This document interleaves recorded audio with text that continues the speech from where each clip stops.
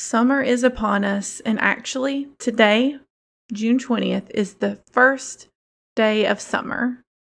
It's easy for the summer to fly by. I always find that it goes by so fast, and before we know it, school season will be here. We'll be heading into fall. So how do you make the most of these short few months of summer? That's what I want to talk about today. I want to give you some easy ways that you can make memories with your family this summer. I have a few tips on how to plan it, and then some ideas for you if you have kids and if you don't have kids, of ways that you can make the most of this summer and make memories that will last forever. I pray this episode blesses you. Welcome to Unlocking Joy After Grief. My name's Courtney, wife, mama of 6 kiddos, one in heaven waiting for us, and that's why I'm here. In 2017, we lost our 4-year-old son, Sam, and it's my joy to share with you everything this journey has taught me. So if you're ready for biblical encouragement, first-hand lessons, and support from a fellow grieving mama, then let's lace up our shoes and begin walking this road together. Summer has many mixed emotions for me. I love summer. I've always loved summer. 4th of July is one of my favorite holidays. I love the laziness that comes with summer. I love going to the pool and swimming, going to the lake with my family. So many fun memories are made in the summer. But summer is also one of the hardest seasons for me as well. July 1st is Sam's heaven anniversary, and July 10th is his birthday.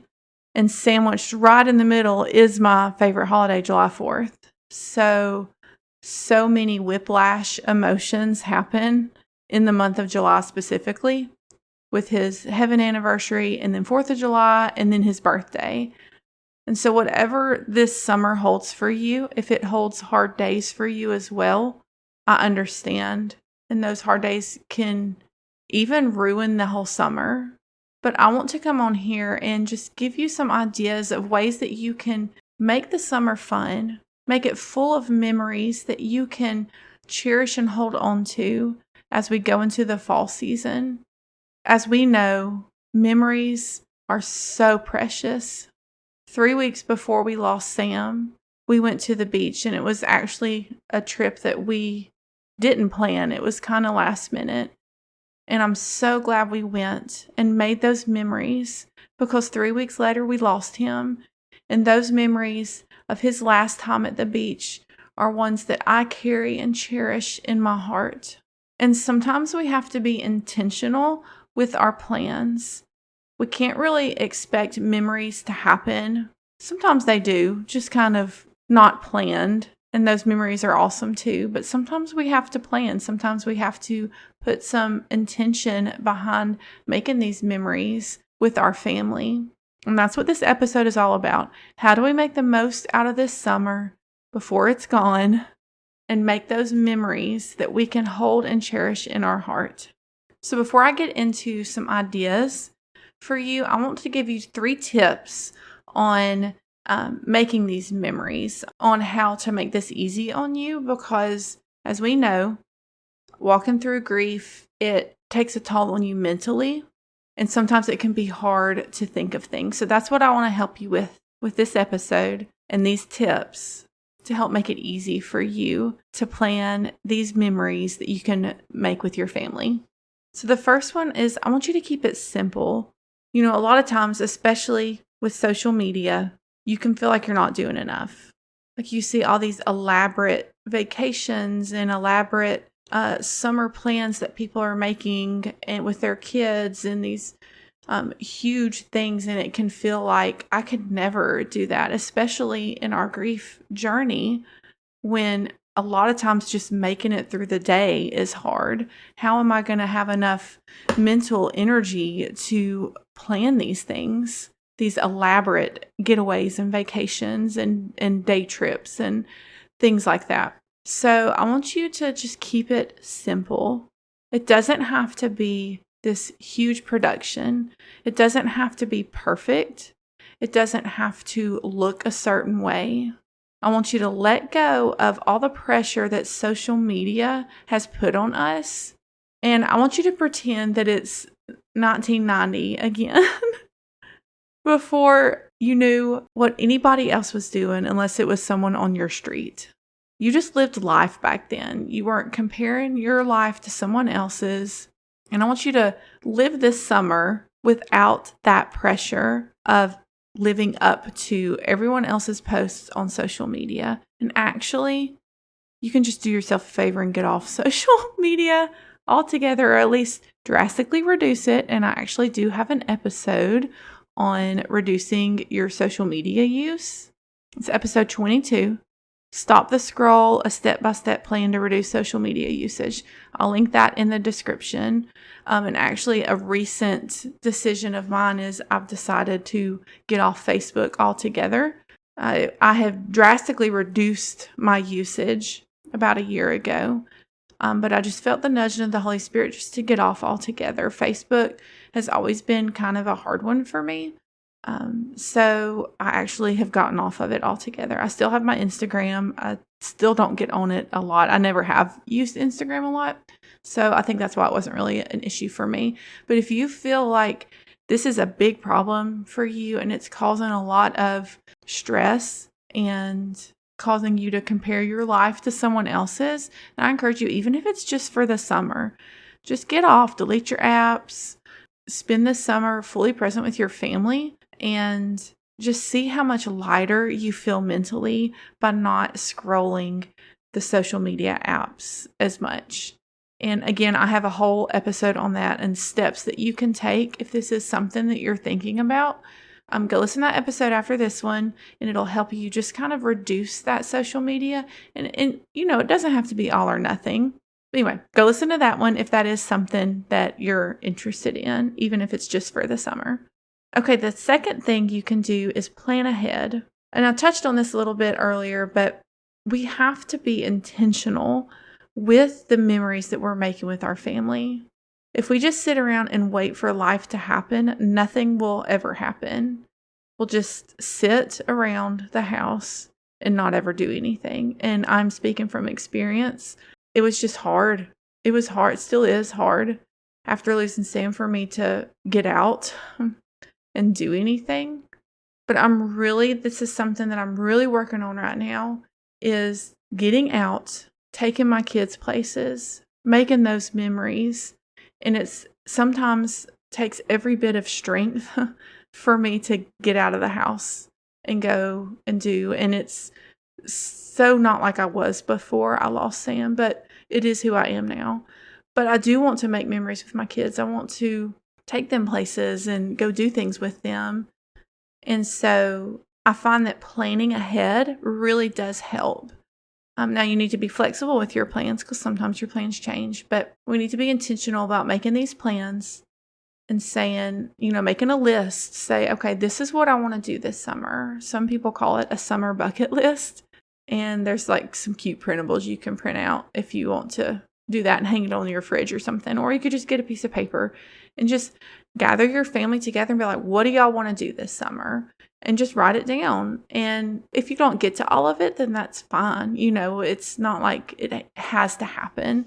But at least having that family goals of things that you want to do this summer and just seeing how many you can cross off the list. And again, if you reach the end of the summer and you've only done 2 things, that's great. You've done 2 things that would not have happened if you didn't sit down and make that plan, that list with your family. And again, going back to number 1, we're keeping it simple. We're not planning an elaborate thing unless you have the mental energy and space to do that. Then you can plan that elaborate vacation, plan that big outing and getaway. But if you just don't have it in you, then that's okay. Keep it simple. Make your plans with your family and some things that you would like to do, and then do what you have the mental capacity and the strength to be able to do. And you have to gauge that for yourself. Wherever you are in your grief journey, it'll look different. The first summer after we lost Sam, so we lost him in July, so like that next summer, I could not have planned anything really big.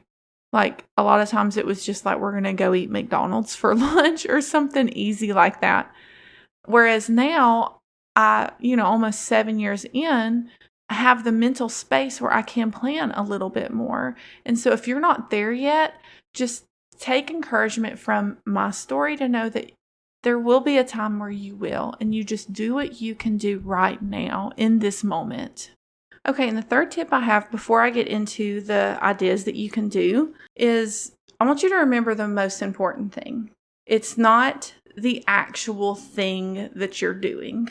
So let's take, for example, you want to go swimming at the pool, and that's one of the things that you want to do this summer. Well, it's not the actual act of getting in the car and going. It's that you're there with your family, with your kids. You're fully present in that moment. What you're doing doesn't matter. The actual thing that you're doing, it could be anything. It could be going to get ice cream. It could be as elaborate as a week-long beach vacation. Like, the actual thing you're doing doesn't matter as much as you being there, fully present, phone away, looking in the eyes of your kids, savoring, cherishing, taking in every moment of that time that you have together. That's what really matters. And so as you're making these plans, as you're thinking about things you want to do this summer, just remember what you're doing doesn't matter as much as you being there with your kids. And so I want you to just kind of take a little pressure off of yourself and be like, okay, what we plan, what we do doesn't matter as much as us actually just going and being together, being with each other. That's the most important thing. What you're actually doing is second. First is that you're just being together. And so that'll take off some of this pressure that you might have on yourself to live up to a certain standard, even if it's something that you've put on yourself or if social media has put it on you. Take that pressure off. Take that idea out of your head and just remember being with my family, being present with them. That is the most important thing. Okay, so now that we've gone over those 3 tips, I want to go over some ideas. I want to help you kind of get your brain, the gears going in your brain of things that you could do. Because a lot of times you might be like, I have no idea. There are so many things. Like, where do I even start? So that's what I want to help you with. And I have 2 different kind of lists. I have some ideas if you have kids and some ideas if you don't have kids, like if you're older and your kids are all grown, because the things that you would do with little kids would look different than something you would do when all your kids are grown, unless you have your grandkids. And then you can use some of these ideas for little kids with your grandkids, and that would be fun too. Okay, so I actually have 7 ideas if you have little kids. Can you tell that that's the season of life that I'm in right now? I could easily think of things to do with little kids because that's where I'm at. I have both. My oldest is 22 and my youngest is 2. So I've had 22 years of planning activities for little kids, and I'm not done because my youngest is 2. All right, so here are my 7 ideas, things you could do with your kids of all ages. So the first one is to go to the library. A lot of times they have the summer reading program. We actually just did this last week at my local library. They had someone come up from the nature center and they brought reptiles and amphibians. So they had like a toad and a salamander and a snake, and they talked a little bit about it. And they actually have something each week that they can do. And then you have this reading log that, when I read the books to the girls, we put the title of the book, and after we read 15 books, they can pick out a prize. And so most libraries have something similar to that in the summer and completely free. So that's great. We love free. And so I encourage you to just go to your local library. You can actually look it up on Google, just like search your city and then public library.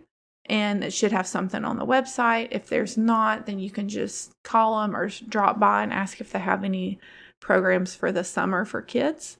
So that's an idea. A second thing you can do, and then we actually did this, is to buy one of those little like plastic pools. I got mine at Dollar General for like $10. It's just like a little, ours is pink because our 2 youngest are girls. And then we put it on our back porch. And because it's so small, and I just fill it with water and they can go on the back porch and play. I work from home. I'm a virtual assistant. So as I'm working, I sit at the table and they can just play out there and have fun in this little pool that we bought them. And that's something that they can do while I'm working. So they can get a little bit of outside water fun. And I still am able to get some work done. Another thing you can do is go to one of your local parks. I know around me, let me see how many parks we have, like within like 15-minute driving distance, we have 4 different parks that we could go to. Now, we did move to a little bit bigger city. The city we lived in before this one, there was one. So that's the one we went to. But again, most cities have at least one park that you can take your kids to. And you can do it like, if it starts getting real hot, you can do it earlier in the morning or later in the evening. But that's something free that you can do. It doesn't take a lot of mental effort. You just load your kids in the car and let them go play. Again, be fully present. Put your phone away and swing them in the swings and watch them slide down the slides. This is another thing you can do with maybe another mom friend. Meet them at the park so you can talk with them while the kids play. Another thing you can do is go swimming. If you have a friend or family who has a pool, you could go there, or you could go to a public pool near you. One of my goals, and again, this is a goal that I probably will not be able to hit, and I will completely be okay if we don't do this. But again, this is going back to my planning ahead. I want to try and go swimming 1 time every week this summer. And that's a lot because the closest public pool is 45 minutes away from us. We have 4 parks, but we don't have pools. But it is my goal. That's my goal. And so even if I only hit it like 3 or 4 times instead of every week, then that's 3 or 4 times that we have gone to the pool and made memories and had fun. Whereas if I didn't make any plans or goals, you know how many times we would go swimming? 0. Like if I didn't plan and say, okay, once a week we're going to go, and I try to actually make it happen, I'll be more than likely to do it than if I just didn't make any plans and was just letting life happen. Then we would never go swimming. So that's a perfect example of planning, making your plans, and then being okay if it doesn't actually happen, because the likelihood of at least something happening is greater if you plan. The next thing you can do is go to the dollar movies. I know the movie theater local to us has, I say dollar movies. They used to be $1. When my older boys were younger, like about 10 years ago, they were $1. I don't think it's $1 now. I think it might be a few dollars, but then it comes with like the popcorn and the drink and like a fruit snack, I think, in like a little box. And they play older movies, like movies that have been out a while. But this is a great thing to do if you're not able to afford to take your whole family to like an actual movie that's, I don't even know what movie. You can tell I don't really go to the movies often. Y'all, I can remember when a movie ticket, like a matinee movie ticket, was like $4. That was a long time ago. They're not $4 anymore. But this is a fun, and they're usually like early in the morning, like 10 o'clock. Before the movie theater actually opens. And so if you have a local movie theater or one that, isn't too far of a drive, look into it, because they probably do have something like this. And that's just a fun thing that you can do. They usually do it once a week. Look into that, and that would be a fun thing for y'all to do. Okay, so the 6th idea I have is, a lot of these things that I'm talking about are going outside of the house. So I want to talk about some things that you can do in the home, because a lot of times you just don't have the mental capacity and the strength to pack everyone in the car and go. So here's some things that you can do at home that would be fun for your kids and fun for you. You can play board games. You can do sidewalk chalk. You can make crafts together, and Pinterest is a great place to go if you want to have some ideas for some crafts that you can do. Easy crafts, things using stuff that you already have in the house. You can do themed dinner nights. And now this one might take a little bit more mental capacity. So you might not be able to do this depending on the day. But this is something I had found when the boys were little. I found this idea on Pinterest. So you take a Disney movie, let's say Cars, and then you plan your dinner around that movie. So, the the main part of the meal, the sides or the dessert, something has to do with cars. I can't think of anything off the top of my head right now, but you get the idea. And then you watch the movie that the dinner is themed around. So that's something fun. Okay, so the last idea that I have for you is something we actually have just started, and it's been so much fun. And this was kind of something that kind of happened spontaneously, a little bit of planning ahead, but as the night went on, we kind of made this plan, and it has become a tradition for us that we're going to carry through the rest of the summer. Again, no pressure if we don't get to 1 week, but this is our new Friday night tradition to kick off the weekend. We have always done pizza on Friday night for the past few years. It's just easy. You know, by the end of the week, we're tired. We just want something easy to eat at home. So okay, let me tell you how this happened the first night we did it. So we ate our pizza, and then as we were getting done, it was a beautiful night. And I told my husband, so we need to take the girls to the park. And he was like, yeah, let's do it. That's a good idea.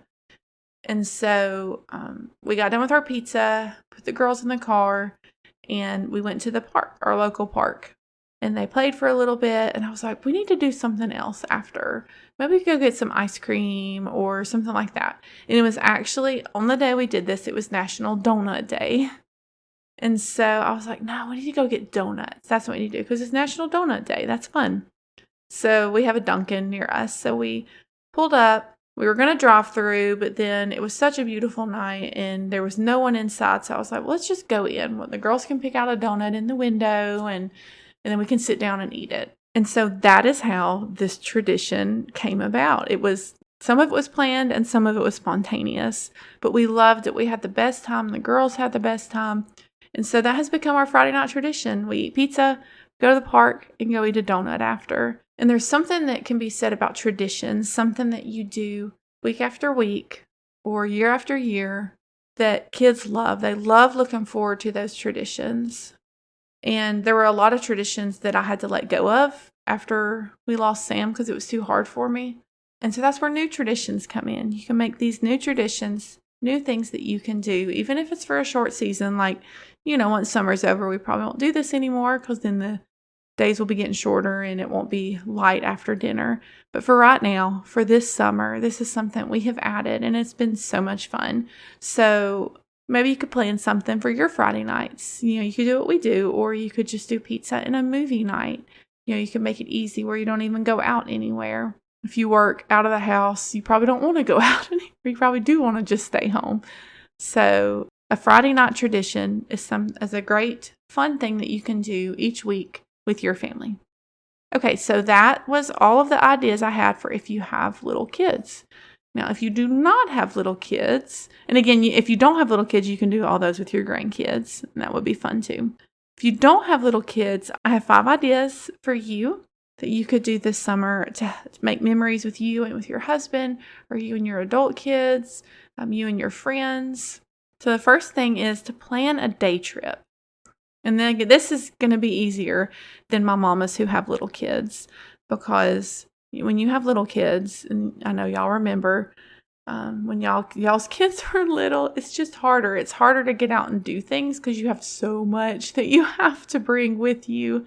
All the diaper bags, all the change of clothes, all the snacks, everything you have to remember. And so once you're in the season of life where all your kids are grown, you don't have little kids anymore, these day trips are a lot easier to go and do. And so if you have something, within driving distance, a place that you wanted to go, that maybe has a cute little downtown area, or it has a restaurant that you want to go to, it has a little ice cream parlor, all these things that you think of in your head, when you think of, I'm going to take a day trip, like that's what I immediately think of. So if you have a place that you've never been to, that you wanted to go to, you and your husband get in the car. If you're retired, you can do it any day. If you're still working, go on a Saturday and just make that day trip. Go and make memories together. It'll be a fun date day, and something that, again, doesn't require too much effort. If you want to plan ahead, then you can, make all your plans and know the places you want to go. Or if you want to be more spontaneous, you could just say, we're going to this city and we're just going to see. I kind of have an idea of what we want to do, but we can just kind of drive around and see what happens. Okay, so the next thing you can do is go to an arts and crafts festivals. Summer is the season, well, summer and fall, really, of arts and crafts festivals. There are so many. I guarantee you there's probably one every weekend somewhere near you. I don't really know of a website. You could probably just Google arts and crafts festivals near me and see what pops up. Or you can go on Facebook. I know a lot of times these festivals create events on Facebook, and that would be a great place to look to. This is actually one of the things that I want to do when all my kids are grown. Me and my husband have both talked about it, is going to these festivals. Again, that's really hard to do with little kids because they will touch everything and probably break a lot of things. So the idea of just going and looking at all these booths of local vendors and artists and things is just so much fun to me. All right, so the third idea I have is the farmer's market. This is a great thing to go to that not only is fun, but it also supports local farmers, and the produce that you get from a local farmer's market. Y'all tell me. I mean, is it not the best? It is the best. It literally tastes so much better than the grocery store produce. So not only are you making memories and supporting your local farmers, but you're getting fruits and vegetables that taste amazing. And a lot of times these farmers markets have other things too, depending on the size of it. They could have, local coffee places and baked goods. There are, depending on the size of it, other things there besides just fruit and vegetables. And so that's a great thing you could do. You could even make that a weekly thing. Go and get your weekly produce at the farmer's market. Get you out of the house. Again, something super easy. You don't have to plan anything. Literally, you just get in the car. You just need to know what time they're open and where it's at. And that's all the planning you need to do. Okay, so the fourth idea I have is weekly date nights. Connecting with your spouse is always important. But I would say it's as important, if not more important, after you lose your child. It could take a toll on your relationships in life, including your husband. Going on date nights each week is just a great way to keep that connection there. You can talk about things. Put your phone away. That's a rule that Courtney has given you. No phones on date nights. You have to look at each other and talk to each other. And again, this is something that's easy to do. You can just get in the car, drive to a local restaurant, go out to eat. You can see where the night takes you after that, or you can just come back home. But just making that time, being intentional with these date nights is a great way to make memories with your husband, things that you can look forward to. You just know every week on this night we go out. Okay, so the last idea I have, if you do not have little kids, and this would actually work if you do have little kids, you just have to strap them in strollers and stuff, but is to go on a walk at night. It could be after dinner, after you've cleaned up. It could be just walking outside your door and walking in your neighborhood or going to a local trail. Y'all know I'm a big fan of walking outside, especially in the summer. Walking outside at night, there's something about it because the summer days are so hot, and when the sun starts going down, it cools off a little bit, and it's just so peaceful outside at that point. And so that could be something that you do to make memories. Again, that's super easy. All you have to do is own a pair of walking shoes. You can go by yourself if you feel like you need time with just you and God. It's a great way to connect with Him and talk with Him. But this episode is about making memories with your family. So I would encourage you and your spouse, get outside and walk together. It's great for your physical health. It's great for your mental health. And it's great for the connection, again, with your spouse. You could also do this with a friend or another family member. I have a whole episode on how walking outside can actually help you in your healing journey. So not only is it good for making memories and good for your physical health, it's also good for your grief in your grief journey. That's episode 37. And I'll have that linked in the description below. So that's it, friends. I pray that as you plan this summer and the memories that you're going to make, that you will do it with intention, knowing that all the time it takes you to plan these things will not be wasted, but these are memories that you'll be able to hold on to year after year. And I know that you'll be so thankful when this summer is coming to an end that you took the time now at the beginning to Be intentional and make plans to make memories with your family. I'll see you next time. Love you, friend. Hi, Mama. I hope this episode blessed you. If so, would you mind sharing it with a fellow grieving mama who may need some encouragement on her grief journey?